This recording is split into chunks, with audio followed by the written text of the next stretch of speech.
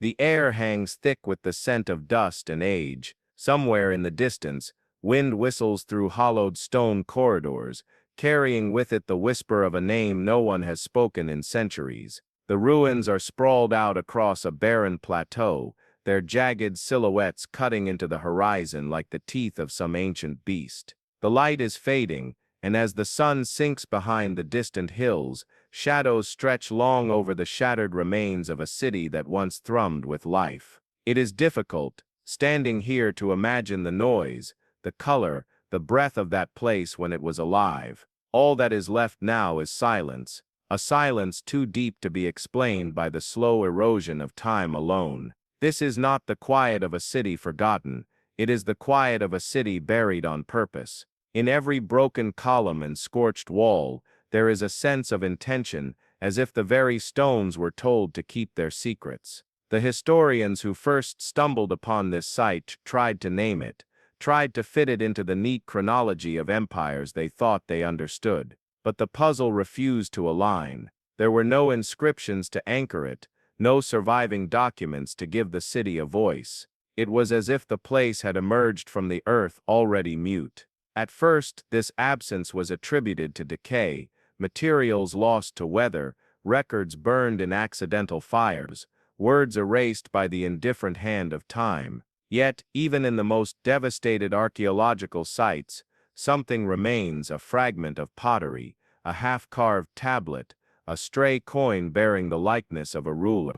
Here, the absences outnumbered the traces. It was too clean, too thorough. The deeper excavations went, the more deliberate the emptiness seemed. And so, the mystery began to whisper its first question: who would destroy their own memory? The notion feels almost unthinkable. Civilizations are usually obsessed with permanence, building monuments meant to outlast them, scratching their names into stone so that they might echo into eternity. To find one that did the opposite, that reached into its own past and tore it out by the roots, is to confront a kind of historical void that resists easy answers. Standing among the ruins, you can almost hear the tension between two competing realities. The first is the official story, the one scholars have pieced together from the scant threads allowed to survive. According to that narrative, this empire rose, like so many others, from small beginnings to dominance over its neighbors, from wealth and expansion to inevitable decline. It was a story of politics, trade, and war, of prosperity followed by weakness, and then by collapse. That is the tale told in neat lines in textbooks, the tidy arc of birth, life, and death. But the other reality, the one that lingers in the shadows here, is altogether stranger. It hints at a truth too dangerous or shameful to be remembered. It suggests that the collapse was not the slow wearing down of a great machine, but a sudden, deliberate silencing. The city did not simply die, it was killed, and its ghost was hunted to the farthest edges of memory. Somewhere out there, perhaps under layers of sand, perhaps hidden in some locked archive, there must have been orders given, plans drawn, a decision made at the highest levels.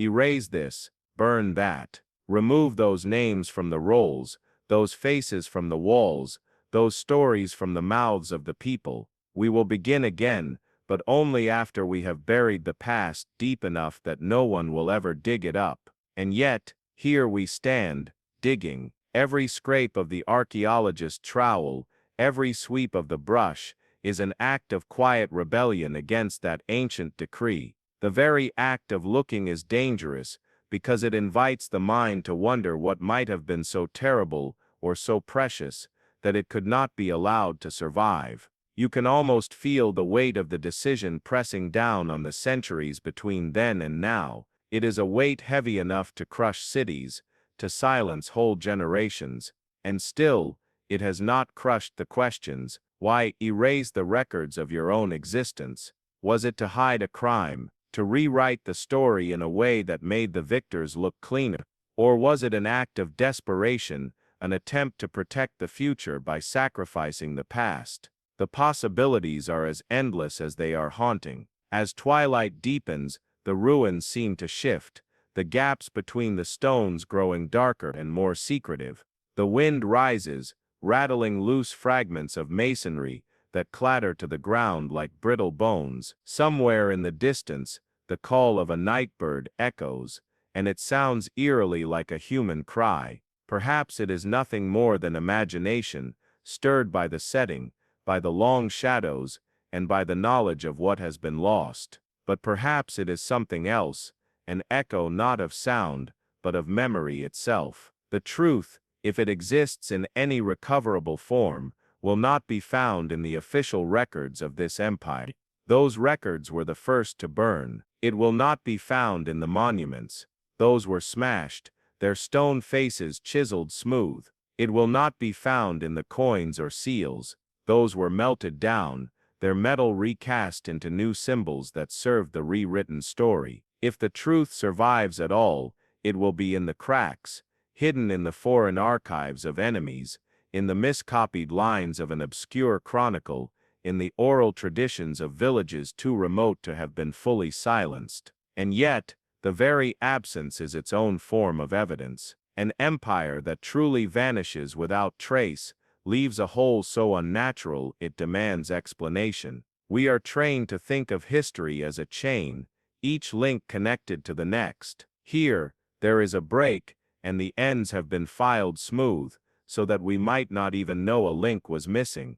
But the chain still feels wrong in the hand, its weight uneven, its story incomplete. This is where our journey begins, not with a clear map of what happened, but with a question big enough to swallow centuries. In this darkness, the flicker of truth is faint, but it is there, waiting for the patient, for the stubborn, for those willing to risk the discomfort of knowing. Somewhere beyond the silence of these ruins lies the reason this empire erased all records of its past. And once we find it, the way we think about history itself may never be the same.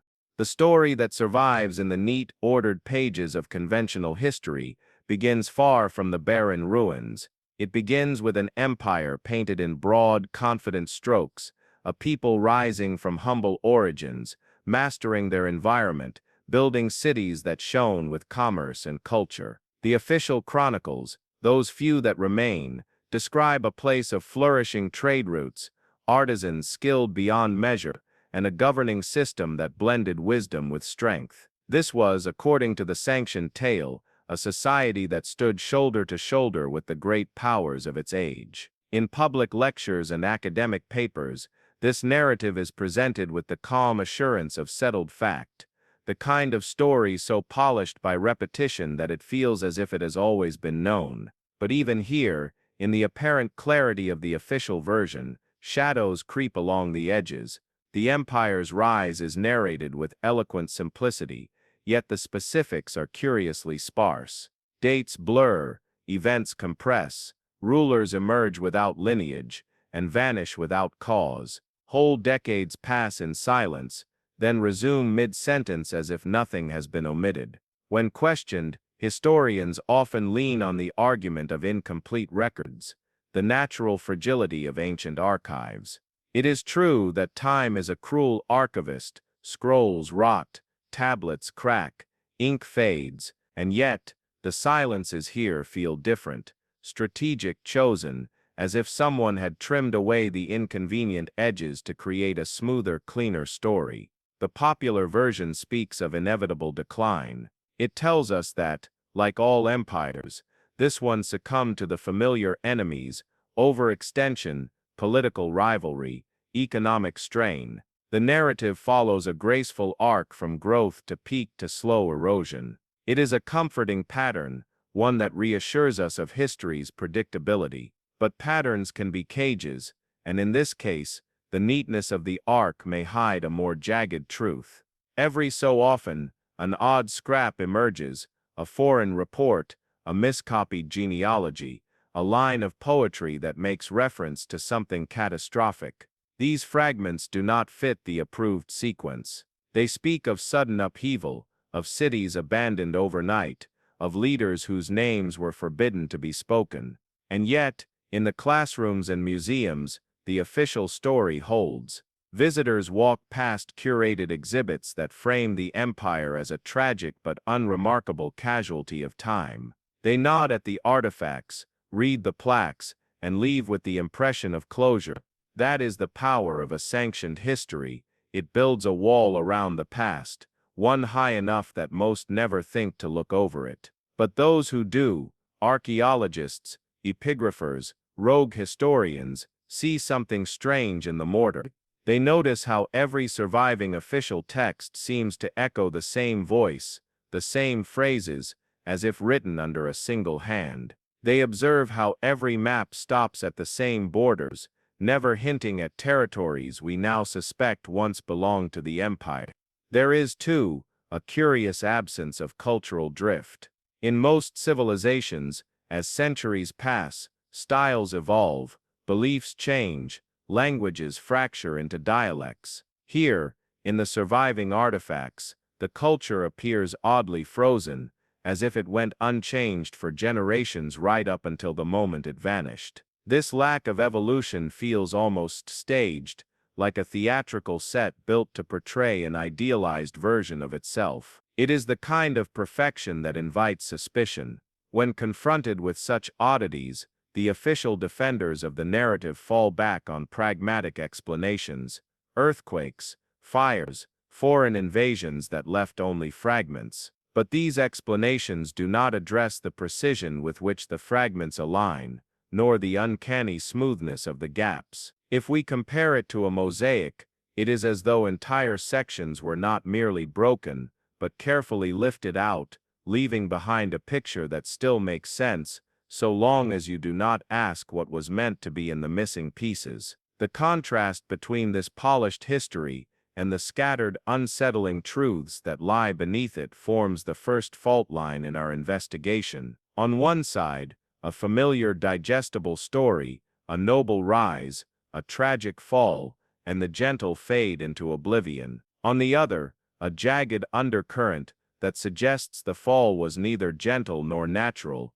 but sudden, orchestrated, and perhaps even self-inflicted. Somewhere between these two versions lies the real story, one that neither the empire's rulers nor their modern defenders seem eager for us to know. The more we study the official tale, the more it feels like a mask, and masks, as history has taught us time and again, are not meant to be admired.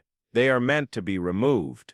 The ground here tells its own story, and it is a strange one. In most ancient cities, even those razed to rubble, the earth is a cluttered archive. Layers of habitation leave behind pottery shards, discarded tools, fragments of sculpture, stray inscriptions, accidental records of daily life. These remains survive not because anyone intended them to, but because life is messy and history is careless in its preservation. But in the heartlands of this empire, the usual archaeological chatter is eerily absent. Excavations reveal streets stripped of debris, foundations swept clean, entire layers of habitation removed, as if by deliberate hand. It is the absence itself that becomes the loudest artifact. In the early years of exploration, scholars attributed this emptiness to natural causes. Perhaps the city was built of materials too fragile to endure. Perhaps the climate or soil chemistry destroyed what time would otherwise have spared. But those theories began to fray under closer inspection. Neighboring sites, built from similar materials and exposed to the same conditions, still yield a rich harvest of objects and inscriptions. Here, by contrast, the strata are unnaturally sterile, gaps where centuries should have been, as if someone had taken a blade to the record of the past. Even more unsettling is the near-total absence of official inscriptions. In most empires, rulers carved their names deep into stone, confident that their authority would outlast the ages. Victory stelae, dedicatory tablets, monumental scripts, all designed to make forgetting impossible, are standard finds. Yet, in this empire's core territory, they are almost non-existent. When fragments do surface, they are often defaced, the names and titles carefully chiseled away, while the surrounding stone remains intact. This precision is the signature of intention, not accident. It suggests a campaign, not merely of destruction, but of surgical removal. The pattern repeats across the empire's former reach. Temples yield no dedicatory plaques, palaces, no record of their builder. Public spaces that should be littered with commemorative inscriptions instead stare back blankly, their surfaces as mute as tombstones without epitaphs. In rare cases where writing does survive, it is cryptic, oddly generic, devoid of personal or political markers, as if designed to outlast scrutiny by saying as little as possible. Archaeologists talk about negative evidence, the clues left by what is missing. Here the negative evidence is overwhelming. It points to a coordinated effort, spanning decades, if not generations, to strip the physical world of its memory. This was not the kind of loss that happens in the chaos of war, or the neglect of decline. It was methodical, patient, and thorough. The very efficiency of it suggests the resources and authority of the state itself. And yet, despite the emptiness, there are ghostly hints that something once filled the void. The alignments of building foundations suggest a vanished network of civic and religious structures. Post holes in the earth trace the outlines of public forums and grand halls. In some cases, the voids are flanked by later constructions, new buildings raised over the raised foundations, as if to bury whatever once stood there under layers of sanctioned history. It is here that the contrast with other civilizations becomes most jarring. In Egypt, Rome, or Mesopotamia, even the vilified rulers and disgraced dynasties left some mark, however defaced, on the record. The conquerors might erase names, but rarely did they obliterate all evidence of what had been. This empire's silence, by comparison, is absolute. It is as if the very concept of the past was treated as dangerous, a thing to be removed, not only from the present, but from the future's reach. Standing in these sterile excavation pits, you begin to sense the psychological weight of the silence. It is not just a gap in the data, it is a wall, thick and deliberate, meant to prevent even speculation, and yet, paradoxically, the wall itself becomes a signal. The greater the effort to erase, the greater the proof that something worth erasing once existed. The question, then, is no longer whether this was intentional. It clearly was, but why?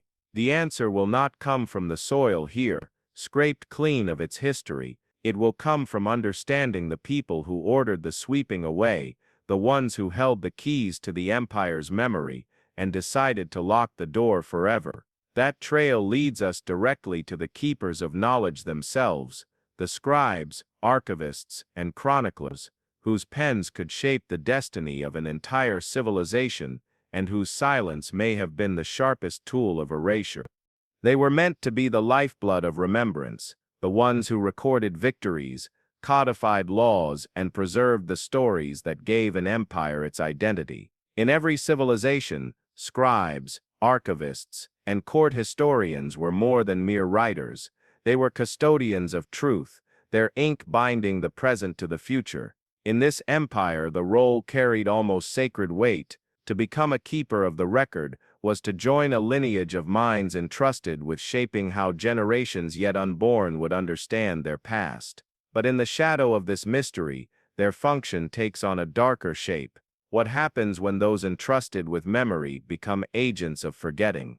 In the official portrait, these record keepers are depicted as diligent and loyal, meticulously transcribing events with impartial care. Surviving fragments, royal decrees, ceremonial scripts, show neat columns of text, the work of trained hands schooled in the elegant calligraphy of their age. To the casual reader, there is nothing amiss.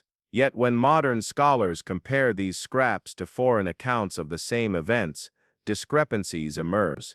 Dates shift subtly, names are omitted, whole incidents vanish from the native record while appearing in vivid detail elsewhere. The more one compares, the more it becomes clear, omission was not an accident, it was policy. Whose policy? That question lies at the heart of the empire's vanishing act. The scribes did not operate in a vacuum. They were bound by the patronage of the court, their livelihoods dependent on the approval of those in power. In a system where the ruler's word carried divine or near-divine authority, to contradict the official line was to risk erasure oneself. And erasure in this world did not simply mean the destruction of one's work. It meant the obliteration of one's name, one's family, and any trace that one had ever existed. The stakes were absolute. Evidence for this quiet coercion appears in subtle patterns. In certain years, the style of writing shifts abruptly, not in the artistry of the script, but in the tone of its content. The language grows formulaic, drained of individuality, triumphs are exaggerated, defeats are reframed as strategic withdrawals, uprisings vanish entirely. Scholars who study these records describe them as sterile years, periods in which the archives read less like history and more like performance. It is in these stretches that the most glaring omissions occur, as if a curtain has been drawn over some great and troubling drama. Occasionally, a whisper of resistance breaks through. A single scribe's marginal note, written in hurried, cramped script, might allude to events unfit for the page. A damaged clay tablet, reconstructed painstakingly from shards, might contain a half-erased name, followed by the faint outline of a title that no longer appears in any other record. These are fleeting, dangerous rebellions, small acts of defiance that somehow survived the purge. They remind us that not all the gatekeepers were willing participants in the empire's self-censorship. Still, the machinery of forgetting ran too deep to be thwarted by a few dissenting hands. Over time, the scribe's role seems to have shifted entirely from chronicling events to managing perception. They became, in effect, the empire's first propagandists. The truth was no longer a thing to be preserved. It was a thing to be sculpted, pruned, and when necessary, destroyed. By the final years of the empire's life, the archives that should have been a treasure trove of its history had become a carefully curated vacuum. And yet, in the absence of their full writings, the very discipline of these scribes becomes part of the evidence. The precision of their omissions, the systematic nature of the gaps, all point toward a coordinated policy, a decision made not by a single ruler in a moment of anger, but by an enduring apparatus of control. This apparatus could only exist if the empire saw the past itself as a threat. If the scribes were the instruments, someone had to be the hand that guided them. And in the next part of our journey, we follow the faintest trail of that hand to the moment where the silence begins, the abrupt, irreversible turning point, after which the past itself ceases to exist in any form sanctioned by the empire. It begins almost invisibly, a thinning in the fabric of the record, a missing detail here, a skipped year there. For generations, the archives of the empire flowed like a steady river, each event, festival, and decree carefully recorded. Then, without warning, the river runs dry. A date that should have been followed by another is instead replaced with blank space or a sudden leap forward, as if an entire chapter of history has been torn out. At first glance, it is the kind of gap that might be explained away by accident, flooded archives, lost shipments of papyrus, a scribe's untimely death. But the deeper one looks, the harder it becomes to accept coincidence. The missing entries are not scattered at random, they cluster around a narrow span of years, the same years in which foreign sources describe chaos, bloodshed, and a change so profound it remade the empire's identity. This is the fracture line, the moment when the official story falters and the silence swallows everything. Before it, the records are vibrant, even boastful, detailing triumphs and grudges, births and deaths of rulers, the progress of monumental projects. After it, the tone changes, the language becomes formal, rigid, stripped of all human drama. There are still decrees and proclamations, but they speak in abstractions, never naming individuals or describing events in detail. It is as if the state decided that the past was too dangerous to record in anything but the vaguest possible terms. For centuries, Historians accepted the official explanation that these gaps were the result of a war whose devastation made accurate record-keeping impossible. They spoke of invasions and natural disasters, of internal unrest that scattered the bureaucracy. But a few dissenting voices noted the inconsistencies. If chaos had truly reigned, why do foreign archives remain so detailed for this same period? Why do they name leaders, battles, and treaties the empire itself refuses to acknowledge? One particularly damning piece of evidence comes from a neighboring kingdom whose scribes kept meticulous records of trade. For decades, they logged the arrival of merchants and diplomats from the empire, until during the missing years the visitors abruptly changed. They came bearing new seals, speaking of new laws, and using titles that had never before existed. The traders avoided any mention of the old rulers, as if the very memory of them were forbidden. And yet, their goods, coins, textiles, ceramics, still bore traces of the earlier style, suggesting the new order had inherited rather than built from scratch. It is here that the whispers of a year zero emerged. The term is modern, but the concept is ancient, a deliberate reset in which the past is not merely forgotten, but declared invalid. To implement such a reset would have required enormous authority and absolute control over the flow of information.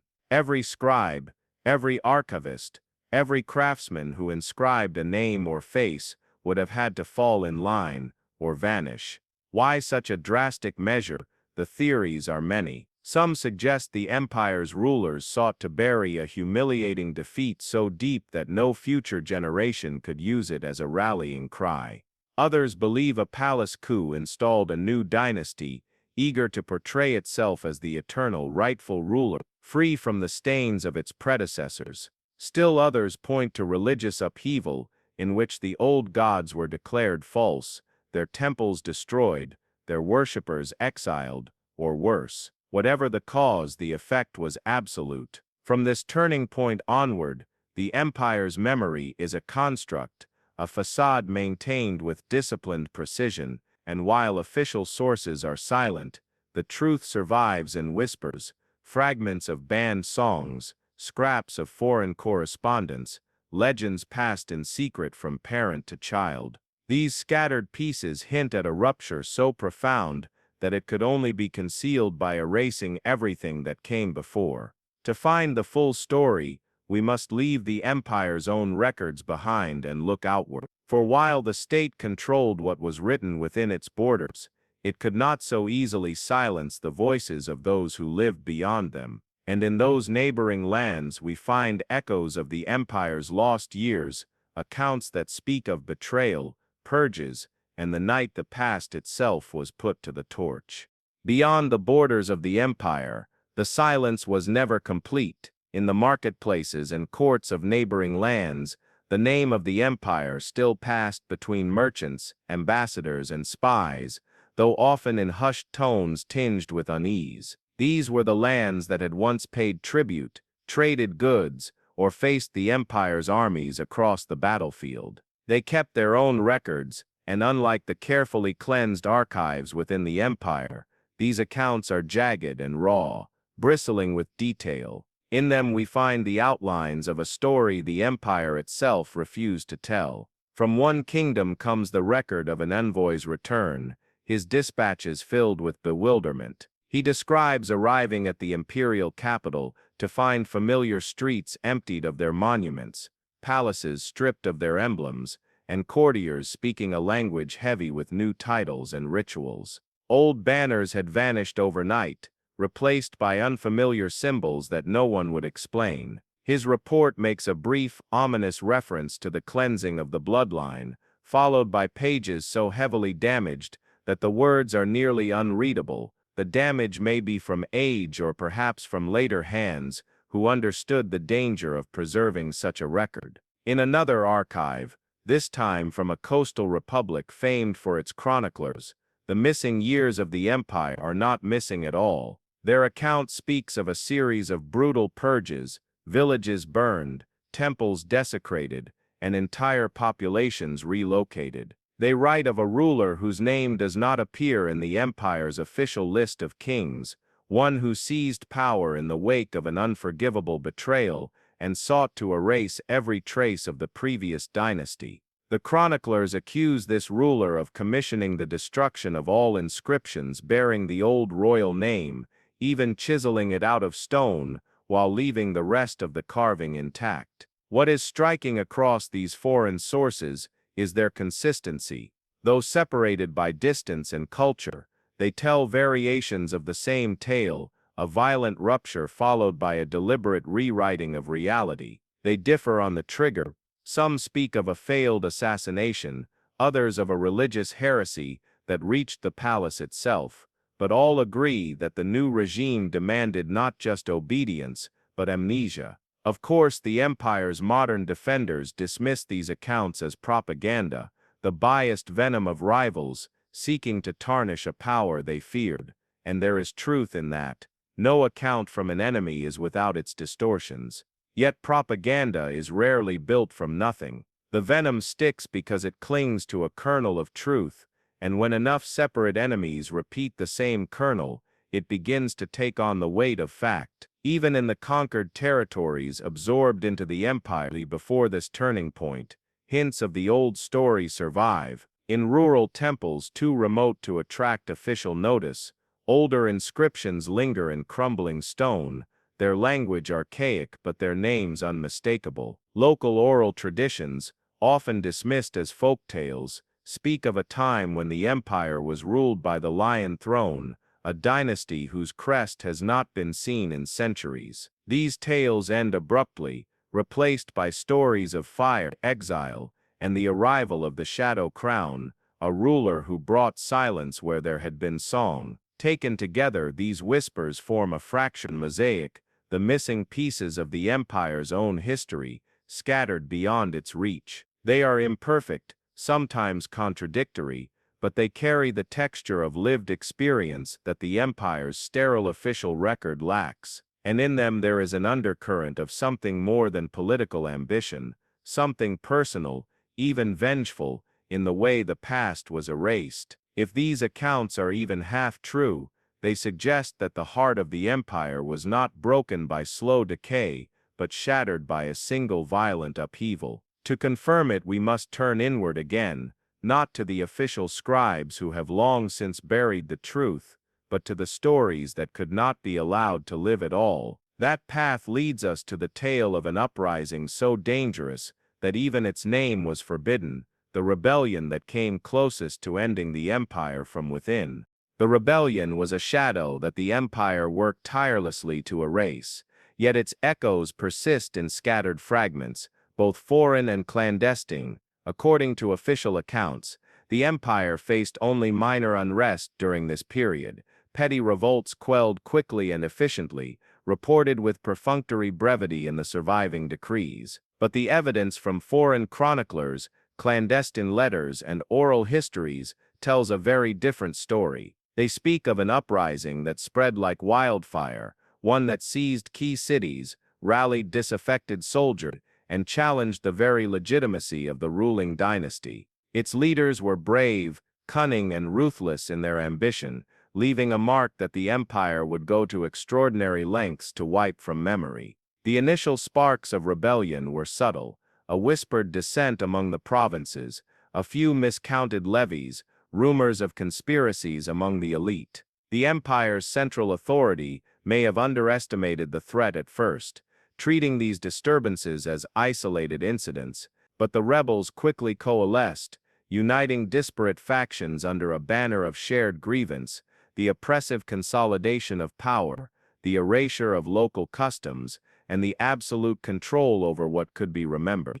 Foreign observers described the sudden rise of ghost armies, troops moving unseen through the hinterlands, taking cities without fanfare and vanishing before imperial forces could react. When the empire responded, it did so with a ferocity that official sources downplay or omit entirely. Archaeological evidence hints at entire towns abandoned overnight, layers of ash and destruction buried under hastily constructed walls. Letters smuggled out by defectors recount mass executions, purges of noble houses, and the systematic erasure of anyone who might have supported or even sympathized with the insurgents. In this light, the later destruction of archives and inscriptions appears less like an abstract policy of erasure and more like a calculated extension of the rebellion's suppression. If the memory of resistance could be annihilated, so too could its possibility in the future.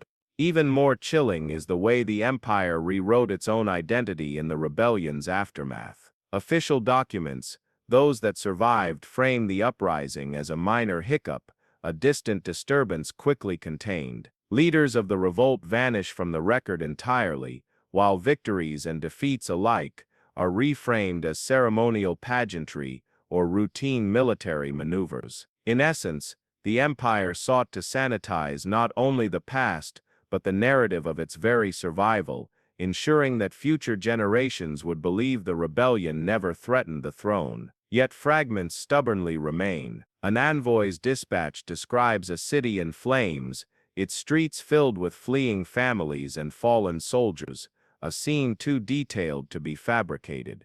In rural temples, murals depicting heroic figures with their faces scratched out may memorialize rebel leaders in secret. Oral traditions passed through generations tell of the night when the old kings were hunted, stories so vivid and terrifying they could not easily be ignored by the populace, even as official punishments sought to silence all mention. These glimpses, scattered and incomplete, provide tantalizing proof that the rebellion was real, and that the empire's subsequent erasure of its history was purposeful. The scale of the suppression suggests that those in power understood something fundamental about history: memory itself is a weapon. By obliterating all trace of the uprising, the empire could claim continuity, legitimacy, and moral authority, while simultaneously intimidating anyone who might consider similar acts of resistance. The rebellion's erasure was as strategic as any battle, and perhaps more enduring. Armies can be defeated, but the story of defiance can inspire future generations unless that story is extinguished completely. In examining the rebellion, we see the first clear pattern of intentional historical manipulation, not random omission, but targeted removal. Buildings were destroyed, archives burned, inscriptions erased, and witnesses silenced.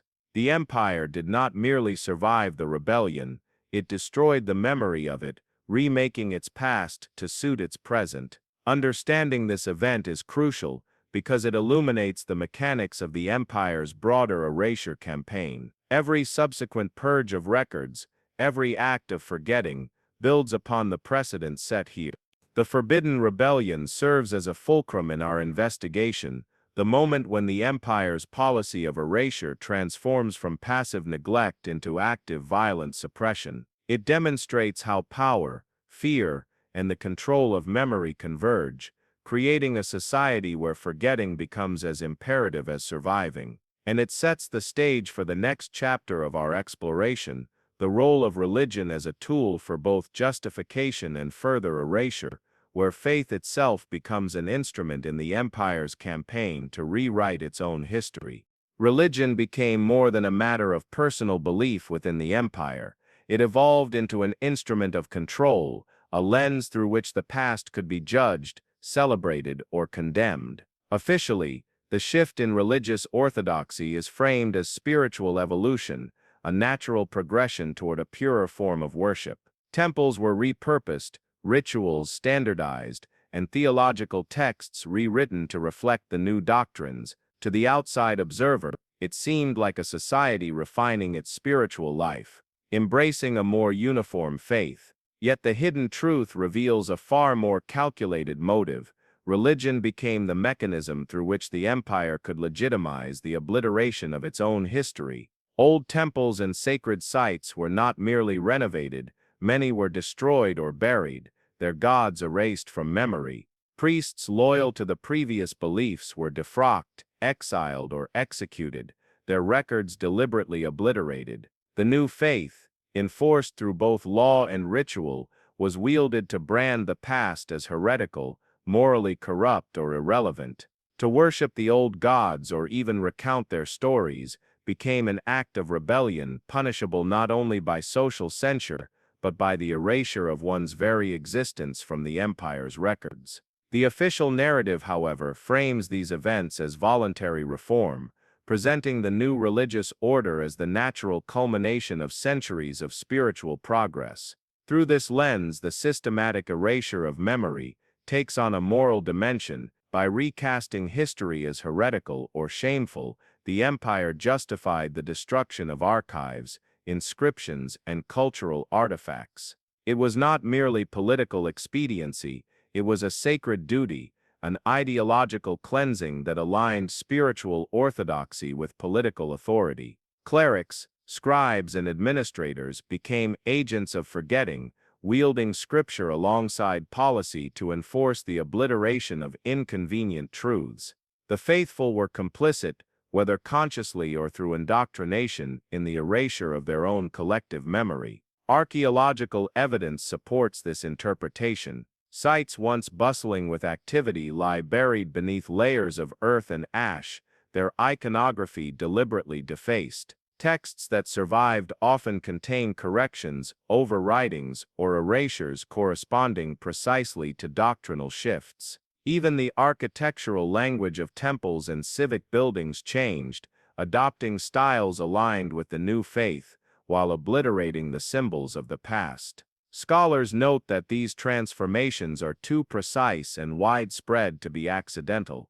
They point to a deliberate campaign in which religion became both shield and sword in the empire's erasure project. Yet the process was not entirely successful. In remote corners of the empire, fragments of older belief systems persisted in secret, whispered among villagers or hidden in isolated sanctuaries. Symbols, prayers, and stories that should have vanished entirely survived in hushed, coded forms. These relics of forbidden memory reveal that erasure, no matter how thorough, can never be perfect. Where there is human consciousness, there remains resistance, however faint, to the obliteration of what once was. The intertwining of religion and political control in this period illustrates a crucial principle: memory is malleable, and faith can be weaponized to enforce forgetting. The past becomes dangerous when it challenges the legitimacy of those in power, and in this empire, the past was systematically judged, condemned, and erased under the guise of spiritual necessity. The obliteration of historical records, the destruction of temples, and the rewriting of rituals were all measures of ideological purification designed to align collective memory with the new orthodoxy. Through this prism, the empire's silence begins to make sense. Officially, history vanished under the pressures of decay, disaster, or mundane political turnover.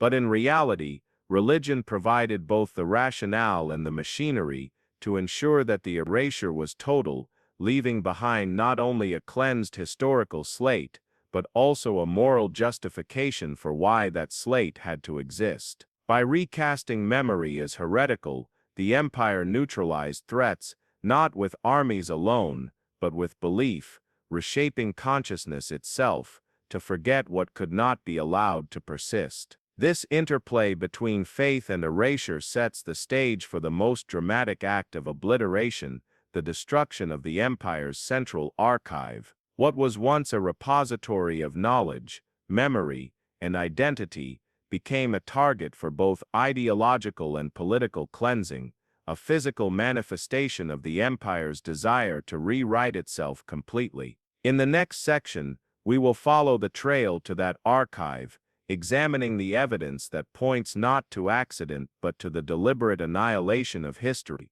The Great Archive was the beating heart of the empire's memory, a vast labyrinth of halls, chambers, and vaults, where generations of scribes had meticulously recorded the empire's deeds, decrees, and stories. Scrolls, tablets, and codices lined every wall, their contents encompassing centuries of governance, culture, law, and ritual. To enter it was to step into a tangible manifestation of history itself. One could trace the rise and fall of dynasties, the subtle evolution of laws, and the whispered dramas of the court. It was, in essence, the soul of the empire made material. Yet, in the aftermath of the rebellion and the imposition of the new religious order, this soul became a target, not a treasure. The destruction began quietly. Orders were issued to remove, relocate, or destroy particular collections, often under the pretense of preservation or doctrinal realignment. Scribes who resisted these instructions disappeared from official records, their fates unrecorded. Then came the blaze, a conflagration that consumed the archive's central chamber. Eyewitness accounts from neighboring lands, later corroborated by fragments recovered in the ruins, describe a fire so intense it warped the building's stone foundations and melted lead seals. Scrolls blackened and curled into unreadable forms. Clay tablets cracked and fell, their inscriptions rendered useless. The architects of the fire ensured that nothing of importance survived in situ. The scale of the destruction was staggering. This was not a mere accidental fire, nor the result of warfare. The precision with which key materials were targeted suggests careful planning. Selective removal of particularly sensitive records, followed by the incineration of the remainder, points to an operation conducted by those who understood the archive intimately, scribes familiar with its cataloging system and officials loyal to the new regime. They executed the purge with near-surgical efficiency. Foreign observers were horrified, recording the event as an unprecedented act of cultural self-annihilation. Even the fragments that survived bear witness to the empire's deliberate erasure. Recovered tablets, broken and incomplete, suggest lines of text were deliberately excised. Margins show signs of careful scraping, as if names and events had been methodically removed. Letters smuggled out by sympathetic couriers before the fire hint at knowledge the new rulers wished forgotten. Political alliances, disputed successions, and the very history of the rebellion. These remnants provide tantalizing glimpses of what was lost, while underscoring the thoroughness of the destruction. The psychological impact of the archive's annihilation cannot be overstated. In one blow, the empire not only erased concrete evidence of its own past, but also sent a clear message to its subjects. Memory itself could be controlled. Knowledge was a weapon, and control over it meant control over identity, culture, and legitimacy. Citizens, scholars, and scribes alike internalized the lesson. Those who preserved dangerous memories risked their lives and even their existence. The destruction of the Great Archive also illustrates the intersection of ideology and power. By targeting the repositories of knowledge, the empire ensured that its religious and political reformation would extend backward as well as forward in time. History itself became malleable, open to reinterpretation and manipulation. The official narrative, post-fire, was no longer merely a version of events.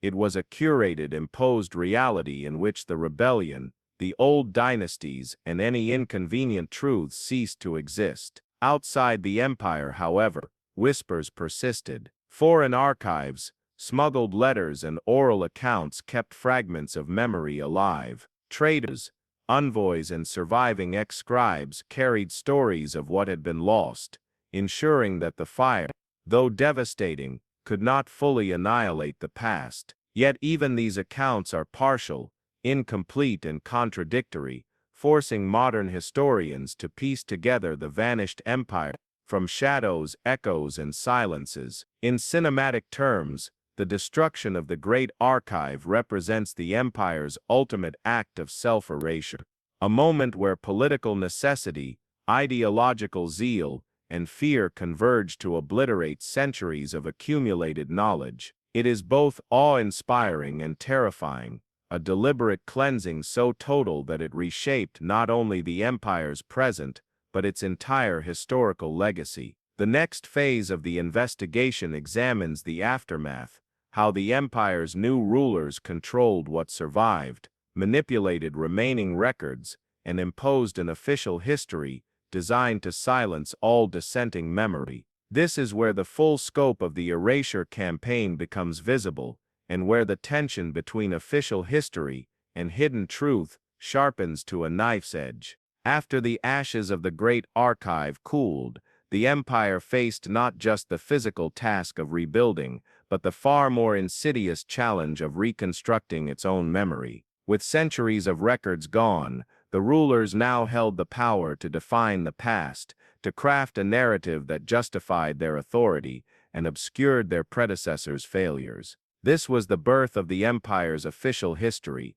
a carefully curated story designed to eliminate contradictions, sanitize rebellion, and align every aspect of culture, law, and faith with the new orthodoxy. What had once been a multifaceted record of society became a single, authoritative voice. The process was meticulous. Surviving fragments were sifted and selectively preserved, while scribes were instructed to reproduce only those portions that conformed to the new ideology. Oral histories were appropriated, edited, and codified to reflect the sanitized past. Even architecture and urban design were leveraged to reinforce the official narrative, buildings erected to commemorate fictitious victories, public squares renamed to honor rulers who had never actually existed, inscriptions carved in stone to cement the illusion. Every act of remembrance was orchestrated to ensure conformity, while any evidence that contradicted the approved version, however minor, was quietly removed or recast. Propaganda played a central role. Poetry, music, and visual art were enlisted as instruments of memory control. Festivals celebrated fabricated heroes, while religious rituals reinforced the moral authority of the ruling dynasty.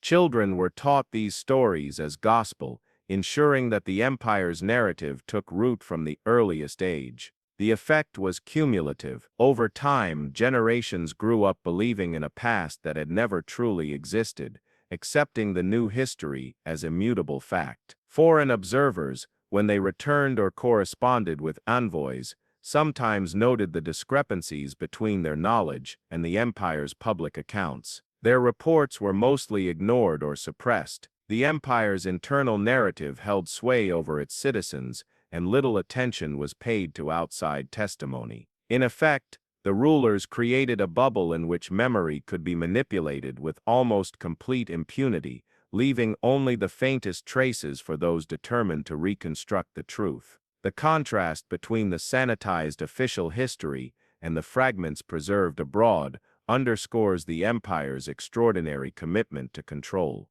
What makes this case exceptional is not merely the destruction of records, but the systematic construction of an alternative reality. Unlike other civilizations which might lose archives to war, fire, or decay, this empire actively reshaped its own story, ensuring that memory itself served the ruling class. Where other societies leave traces of dissent, contradiction, or informal record-keeping, here the official account dominates, creating the impression that the past was always as the rulers described it. Yet cracks remain. Modern historians detect anomalies in timelines, discrepancies between inscriptions, and unexplained gaps in administrative records. Artifacts unearthed in remote regions occasionally contradict the narrative. Coins bearing unknown ruler, pottery marked with forgotten city names, inscriptions in languages that predate the official chronology. These inconsistencies act as breadcrumbs, hinting at the depth of the empire's deliberate erasure and suggesting that no matter how thorough the effort, history cannot be entirely rewritten. Through this lens, the empire's official history is both a triumph and a warning. It demonstrates the lengths to which a society can go to control memory, shaping perception and identity through selective preservation, destruction, and invention. At the same time, it shows the fragility of imposed narratives. Fragments, whispers, and foreign records remain capable of challenging even the most carefully constructed official account. The tension between what was told and what actually occurred becomes the central mystery, compelling modern investigators to probe ever deeper into the vanished empire. The next section will explore how this manipulation of memory extended into culture and daily life, infiltrating even private spaces domestic rituals, and local traditions. It is here that the reach of erasure becomes most intimate, demonstrating that control over the past was inseparable from control over the present. Even beyond the halls of power and the great public spaces, the empire's campaign to control memory seeped into the intimate fabric of daily life. Homes, workshops, and neighborhoods became sites of subtle enforcement, where citizens internalized the official narrative without realizing the degree of its intrusion. Family stories, local customs, and oral traditions, long the lifeblood of communal memory, were carefully monitored, redirected, or in some cases suppressed entirely. Children were taught the sanitized history in schools, songs reinforced the deeds of fabricated heroes, and even domestic rituals subtly echoed the new religious and political orthodoxy. Memory, once personal and communal, was now subject to the same control as state archives. Everyday objects became carriers of ideology. Household altars were redesigned to honor officially sanctioned deities, with previous gods erased from domestic spaces. Ceramics, textiles, and decorative arts bore symbols of the new regime, embedding the rewritten history into the very items people used and touched. The mundane became a vector for memory enforcement. Eating, dressing, and celebrating were all subtly aligned with the state's narrative, leaving few avenues for independent remembrance. In effect, the empire created a culture in which forgetting the past, or rather forgetting the past as it actually was, became second nature. Neighborhoods and local communities were subject to similar pressure. Local leaders were tasked with ensuring compliance, reporting deviations in storytelling or ritual. Informal gatherings, festivals, weddings, and seasonal ceremonies were standardized to reflect the official timeline, incorporating only those figures and events approved by the central authority. Even folklore and children's games were restructured, substituting fabricated heroes for real historical figures, ensuring that collective memory was filtered through the lens of imposed orthodoxy. This pervasive control left a dual legacy. On one hand, the empire achieved an unprecedented degree of memory consolidation, creating a society in which the past aligned seamlessly with state ideology. On the other, it generated cracks of resistance. The human mind, conditioned over centuries to recall stories, preserves fragments despite systematic suppression. Folk songs, half-forgotten proverbs, and whispered anecdotes survived in rural enclaves, often encoded with layers of meaning designed to evade scrutiny. These hidden memories became vessels of historical truth, allowing fragments of the erased past to endure, albeit in distorted and fragile form. The contrast between public and private memory illuminates the empire's extraordinary reach. While grand monuments and archives could be destroyed or rewritten, the intimate spaces of homes and communities were subtler battlegrounds. The empire's success in these spheres depended not only on coercion, but on the internalization of authority. People became agents of forgetting, policing their own recollections, and teaching the next generation to do the same.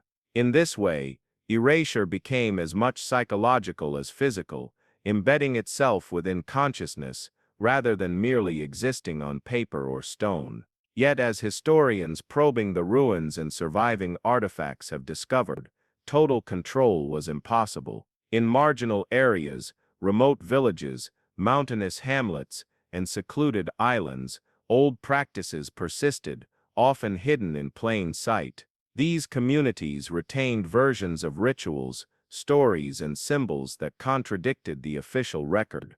Their existence demonstrates that memory, even under extreme suppression, can resist obliteration. These pockets of persistence are crucial, offering rare windows into the empire's authentic past and illuminating the human capacity to preserve history against overwhelming odds. Through these domestic and cultural interventions, the empire achieved a level of historical control unmatched in any contemporary civilization.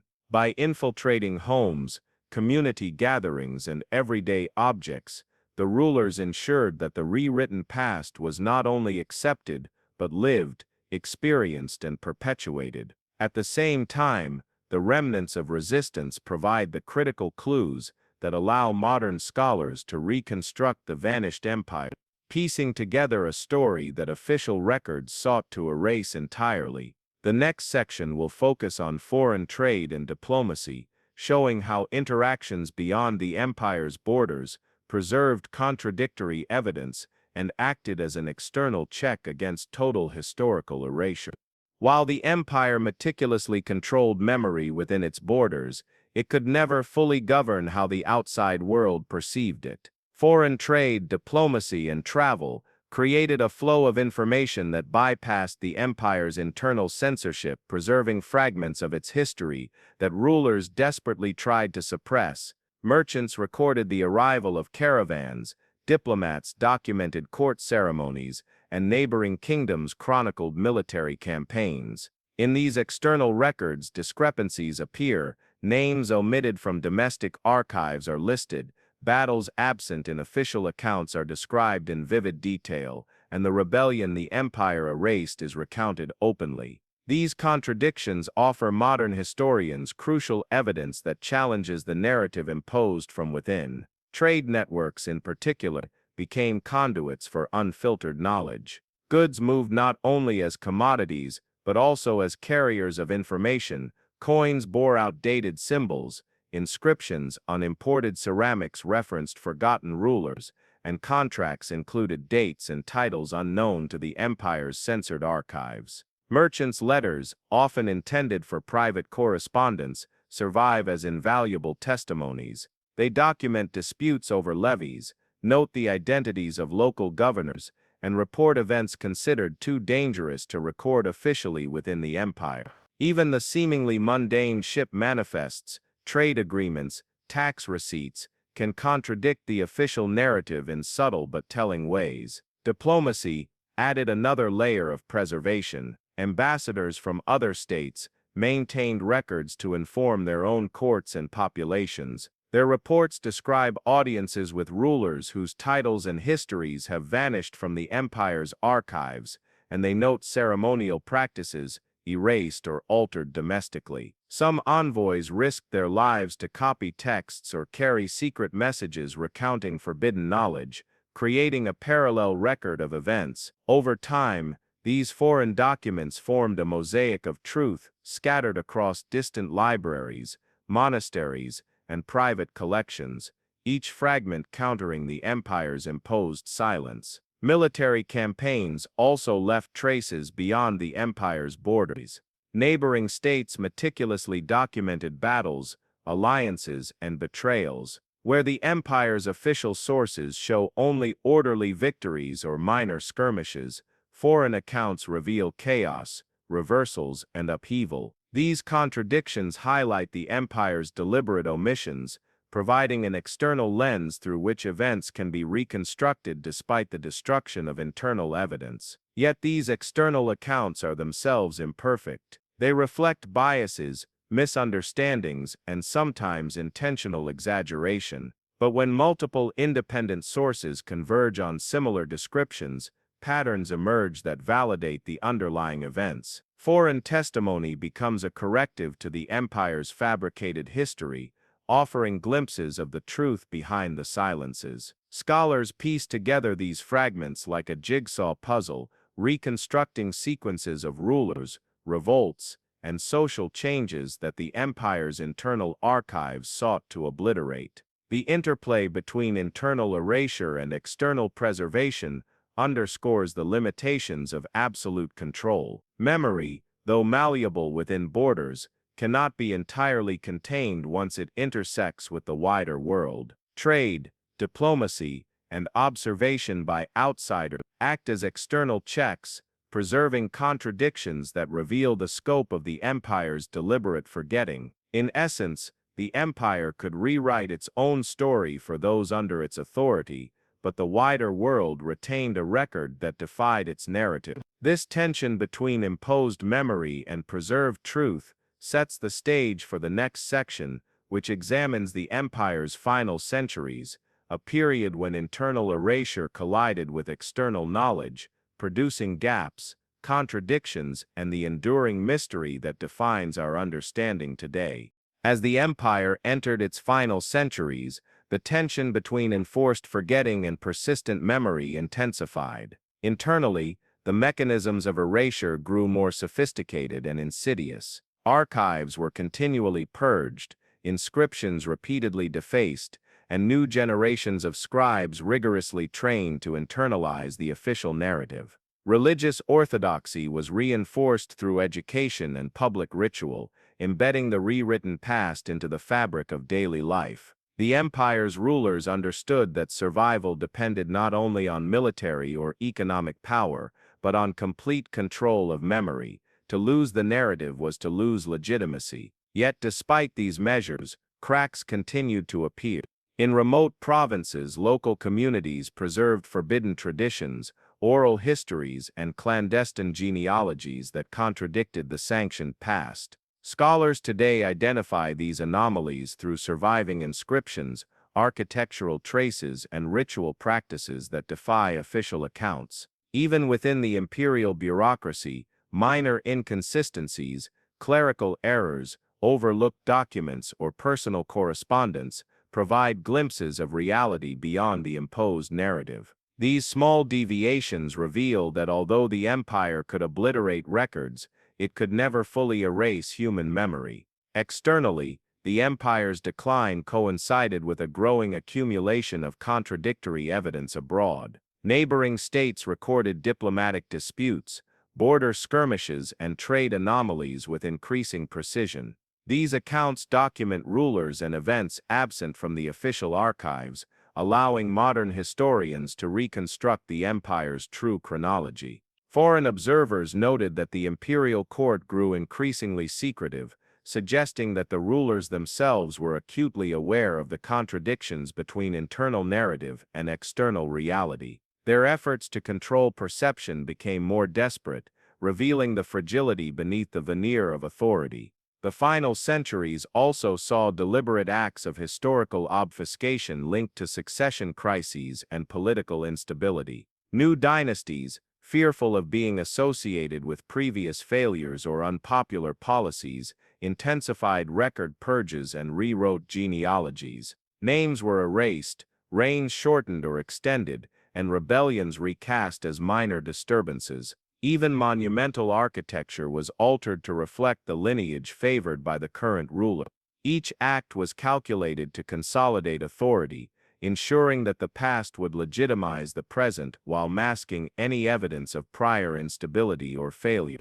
Yet, paradoxically, the more the empire sought to erase its history, the more traces of its original past persisted in scattered fragments. Foreign archives, clandestine inscriptions, and surviving oral traditions together form a patchwork record that modern scholarship continues to piece together.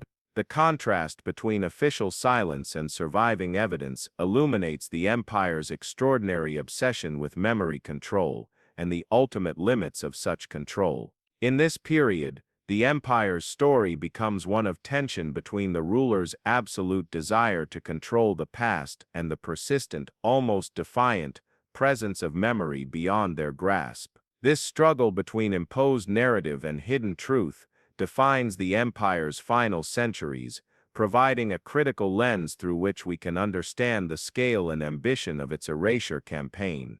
Archaeology offers perhaps the most tangible window into the empire's erased past. Despite centuries of deliberate destruction, fires, and purges, physical traces of the civilization survive, often hidden beneath layers of earth, rubble, or later construction.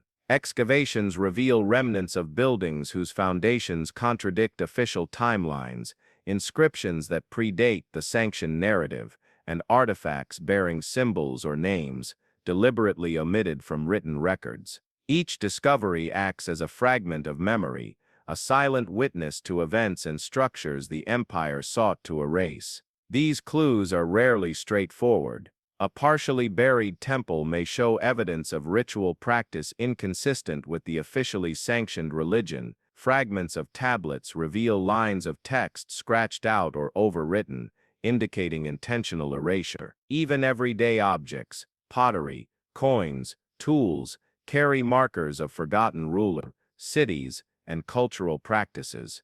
Archaeologists must read between the lines, interpreting patterns of destruction, replacement, and modification to reconstruct the realities the empire sought to obscure. In some cases, the scale of erasure is staggering. Entire city districts appear to have been deliberately leveled, with streets realigned and monuments removed. Foundations reveal abrupt discontinuities in architectural styles, suggesting sudden shifts in power or ideology. Carbon, dating and stratigraphic analysis often show that destruction aligns precisely with the periods identified in foreign and oral accounts as times of rebellion or doctrinal reform. The material evidence corroborates the idea that erasure was not incidental but systematic, calculated, and comprehensive.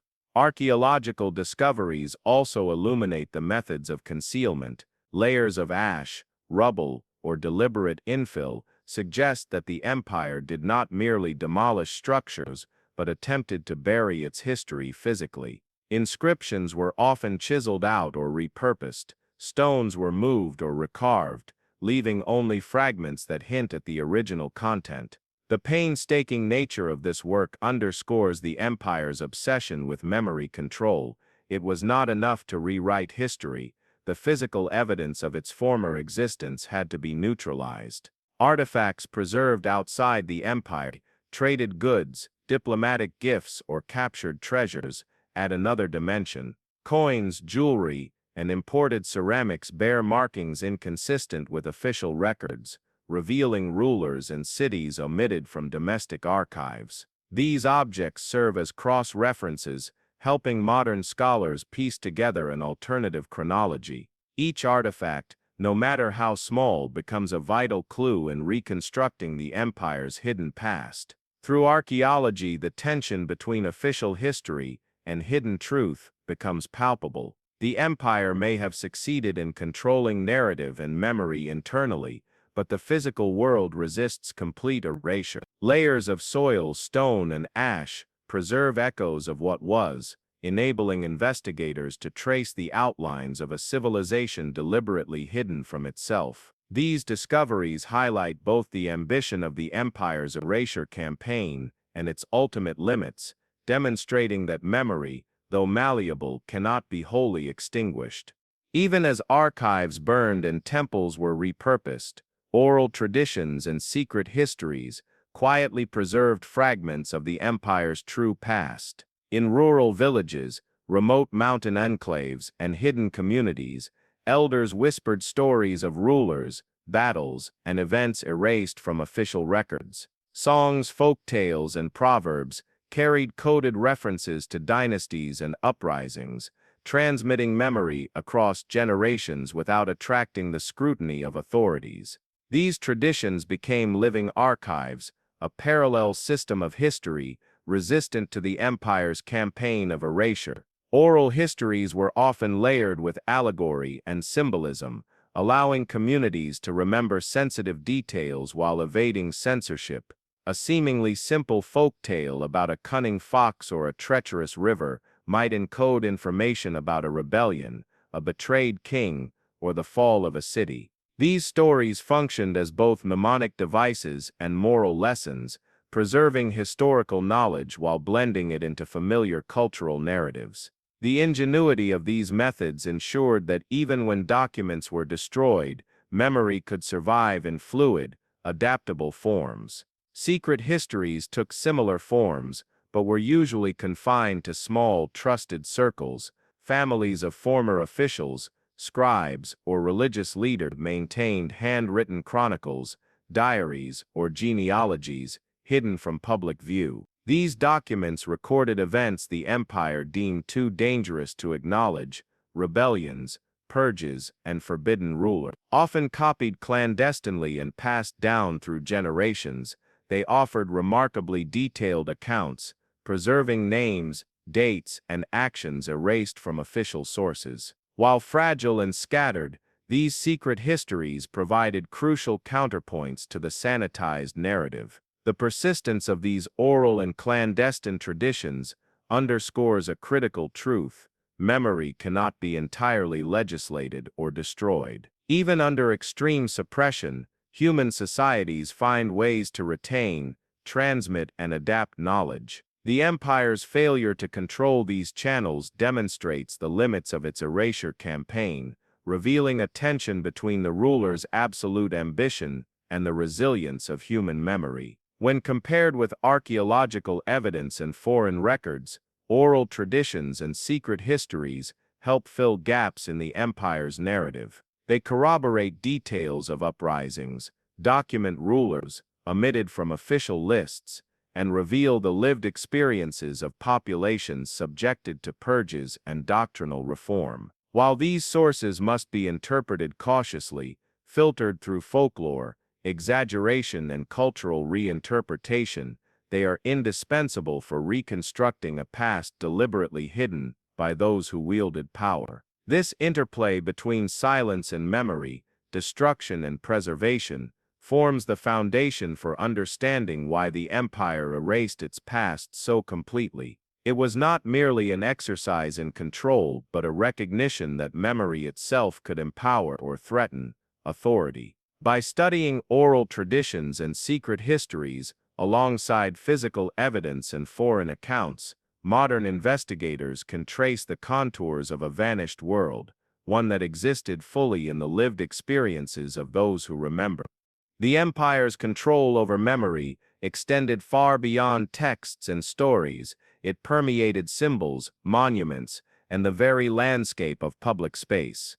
Visual and material culture became a critical tool for shaping collective memory, signaling which histories were honored and which were to be forgotten. Statues of former rulers were toppled or recarved to represent new figures. City gates, fountains, and civic buildings were redesigned, their inscriptions rewritten to glorify the current regime, while erasing the achievements and even the existence of those who came before. Every monument became a statement: to remember is sanctioned, to forget is mandated. Symbols were manipulated with extraordinary precision. Heraldry, coins, seals, and banners all reflected the new orthodoxy, ensuring that even in everyday life, citizens encountered constant reminders of the imposed narrative. Previous emblems were defaced, replaced, or buried, their absence as meaningful as the presence of the new. Scholars note that in some cases, blank spaces in inscriptions were intentional, a visual cue that this memory had been erased. Such symbolic erasure reinforced the psychological power of forgetting, making absence itself a statement of authority. Monuments served not only to commemorate, but to legitimize the ruler's reconstructed history. Triumphal arches celebrated fictitious victories, public plazas bore the names of invented leaders, and religious edifices incorporated new iconography to align belief with political control. Even funerary practices were standardized, ancestral tombs were altered or relocated, and memorials to past dynasties were either destroyed or subsumed into the narrative of the current regime. By controlling the visual markers of memory, the empire created a landscape in which the past could be read only according to the state's dictates. Language itself became a vehicle of erasure. Official inscriptions employed euphemism, omission, and selective phrasing to recast events and rulers. Certain words once common were purged from legal codes and religious texts, while new terminology codified the rewritten history. This manipulation of language functioned as both a barrier and a signal. It obscured memory for the uninitiated while conveying ideological messages to those attuned to its subtleties. The empire's approach demonstrates an intuitive understanding of semiotics long before the term existed, the power of signs, symbols, and words to shape collective consciousness. Yet, like all forms of control, this symbolic erasure was incomplete. Archaeologists and historians have uncovered defaced statues that retain faint traces of original features, coins whose reverse sides bear hints of erased rulers, and inscriptions partially scraped but still legible under modern imaging techniques. These remnants serve as evidence of both the ambition and the limits of the empire's erasure. Even monuments intended to cement memory in stone could not fully extinguish the past. Through the manipulation of symbols, monuments, and language, the empire achieved a striking form of narrative control, shaping how history was physically and visually experienced. The landscape itself became a medium of forgetting, instructing citizens on what to remember and what to erase from their consciousness. Yet the surviving traces remind us that memory resists obliteration, and that even the most calculated campaigns leave evidence behind for those who know how to look. The next section, Section 17, Legacy and Lessons of Erasure, will explore how the empire's systematic forgetting influenced successor civilizations and how modern scholarship interprets the consequences of such deliberate memory control. The legacy of the empire's erasure campaign extends far beyond its own collapse, shaping the trajectory of successor civilizations and the very study of history itself. Later states inherited a landscape, both materially altered and ideologically conditioned. City plans, religious practices, and civic monuments bore the marks of deliberate forgetting. Successor rulers often repeated the same strategies, using selective memory to legitimize authority, erase rivals, and craft official narratives. In effect, the empire's approach to controlling memory became a model for power, demonstrating that history itself could be weaponized as a tool of governance. The consequences of such erasure were profound. Generations were denied access to a full understanding of their past, leaving gaps in cultural continuity, law, and identity. Certain innovations, achievements, or governance practices vanished along with their records, rediscovered only centuries later through archaeology or foreign accounts. The absence of accurate memory forced societies to reconstruct identity from fragments, often relying on myth, speculation, or partial records. This created both opportunities and dangers. Cultural reinvention was possible, but so too were misinterpretation and distortion. Modern scholarship faces similar challenges when studying the empire. Researchers must navigate contradictions, silences, and deliberate manipulations in the record, triangulating evidence from archaeology, foreign accounts, oral traditions, and surviving artifacts. Each source demands careful contextualization, for the empire's erasures were not random but calculated, designed to mislead future generations as much as their own. The process highlights both the fragility of memory and the power dynamics embedded in historical knowledge. Those who control the record control perception, identity, and legitimacy. Yet the empire's obsession with erasure also reveals the resilience of memory. Despite systematic attempts to obliterate the past, fragments endured in artifacts, oral traditions, foreign records, and clandestine manuscripts. These remnants remind us that memory persists even under extreme suppression, and that truth, however fractured, can endure. The study of such deliberate forgetting illuminates the interplay between power and history, showing how societies attempt to dominate not only the present but also the past itself. In reflecting on the empire's legacy, we confront enduring questions. How does memory shape authority? How does forgetting influence identity? And to what extent can deliberate erasure ever truly succeed? The empire's example underscores both the potency and the limitations of such control, offering a cautionary tale for historians, leaders, and societies grappling with the power of memory and the consequences of silence. Modern investigations into the empire's erased past represent the culmination of centuries of scholarship, excavation, and detective work. Historians, archaeologists, linguists, and forensic scientists collaborate to reconstruct a civilization its own rulers sought to erase. Their work draws upon multiple disciplines. Radiocarbon dating and stratigraphy establish the timing of destruction layers. Imaging technologies reveal erased inscriptions.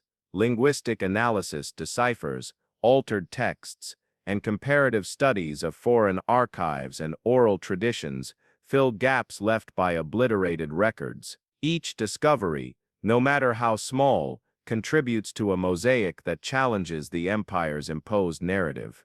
Fieldwork often begins in the ruins of cities, temples, and archives, where the physical world resists the finality of forgetting. Excavators uncover foundations of buildings deliberately demolished, fragments of inscriptions partially erased, and everyday objects contradicting official accounts. These tangible artifacts are then cross-referenced with foreign chronicles, clandestine manuscripts, and oral histories, creating a multi-dimensional reconstruction of the empire's true chronology. Forensic techniques, such as chemical analysis of ash layers or microscopic study of chisel marks, further reveal the precision and intent behind the Erasure campaign. Digital technologies have transformed this work. Imaging software can detect faint traces of overwritten texts, while 3D reconstruction allows researchers to visualize monuments and urban layouts as they existed before deliberate modification.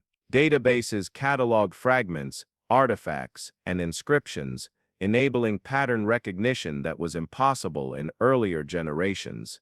These tools help identify discrepancies, trace the evolution of symbols, and piece together narratives deliberately suppressed for centuries. Collaboration across borders is essential. Fragments of the empire's history survive in foreign archives, museum holdings, and private collections scattered around the world.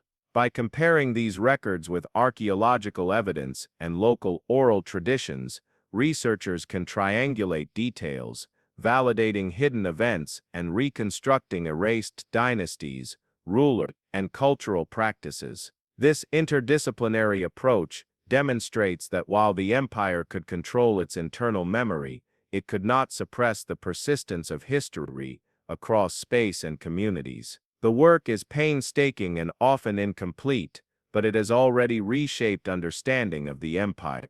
Events once dismissed as minor, rulers once thought fictitious, and rebellions once denied, now have evidence confirming their reality. Modern investigations reveal the full ambition of the Erasure campaign.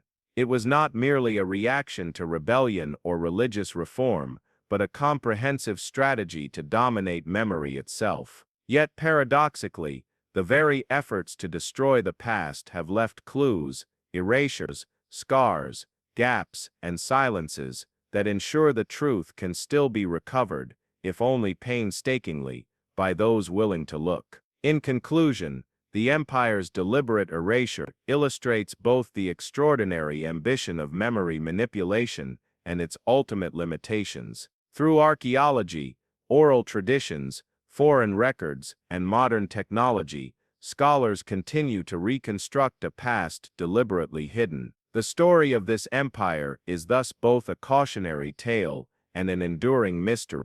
A civilization that sought to forget itself, yet whose memory persists against all odds, waiting to be uncovered by those who seek the truth. Even after the empire itself vanished, its deliberate erasures left echoes that continue to resonate in modern culture, shaping literature, art, and collective imagination. Centuries later, writers and artists drew inspiration from the mysteries of lost rulers, vanished cities, and suppressed histories, creating works that both romanticized and interrogated the idea of a civilization that tried to forget itself. Myths and legends spread into neighboring societies, blurring fact and fiction, embedding the notion of an obliterated past deep within cultural memory.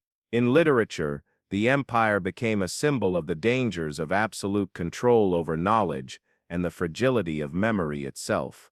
In art, images of burned archives, defaced monuments, and secret histories became metaphors for loss, manipulation, and resistance. Museums and exhibitions further shaped this legacy, curating fragments of inscriptions, artifacts, and architectural remnants that revealed both the sophistication of the civilization and the calculated precision of its destruction.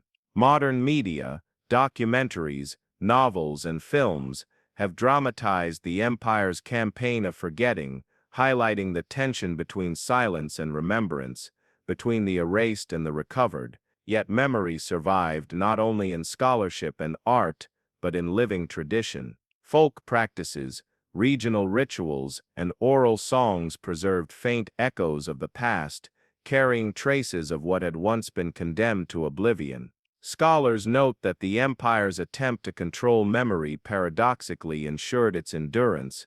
What could not be spoken openly was reshaped into legend, ritual, or allegory.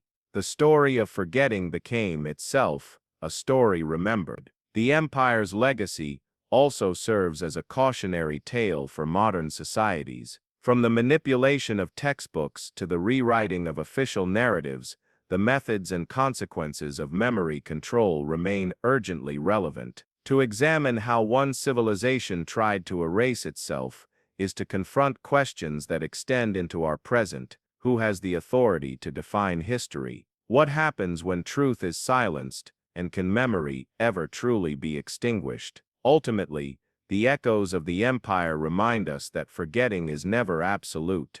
Even the most thorough campaigns of erasure leave traces, visible in material culture, preserved in oral traditions, and immortalized in art and imagination. The story of this vanished empire continues to inspire, to challenge, and to instruct, bridging the divide between a silenced past and the searching present. What was once meant to disappear has instead endured, waiting to be heard, studied, and remembered. The story of the empire that sought to erase its own past ends, not with finality, but with a reflection on the enduring lessons of memory, power, and history. Across 20 centuries of suppression, fire, and intentional forgetting, the empire reveals both the extraordinary lengths to which rulers will go to control perception and the inherent limits of such control. Its campaign demonstrates that while documents can be destroyed, inscriptions defaced, monuments toppled, and oral traditions suppressed, memory persists, in fragments, whispers, and traces, resilient even against the most systematic erasure. This empire's history offers a cautionary lens through which we can view the relationship between authority and knowledge. Control over memory is ultimately control over identity, legitimacy, and culture.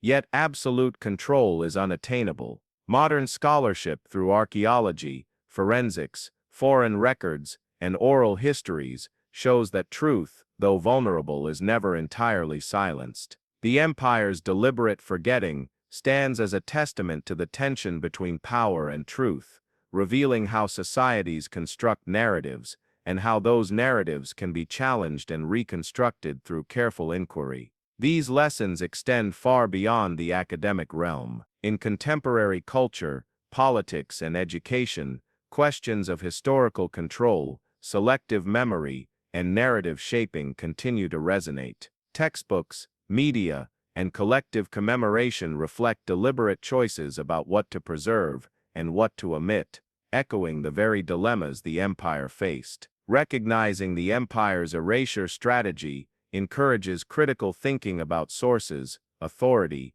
and historical truth, reminding us that history is never neutral and memory is never absolute. Above all, the empire's story embodies both the fragility and resilience of human memory. Its erasure campaign underscores the vulnerability of recorded history, yet the survival of fragments, secret traditions, and external accounts highlights the persistence of truth. Modern investigations, cultural retellings, and archaeological work transform these remnants into a coherent narrative, bridging the gap between what was meant to be forgotten and what can now be understood. In this way, the empire's vanished past continues to teach, inspire, and caution. Even deliberate forgetting cannot silence history forever.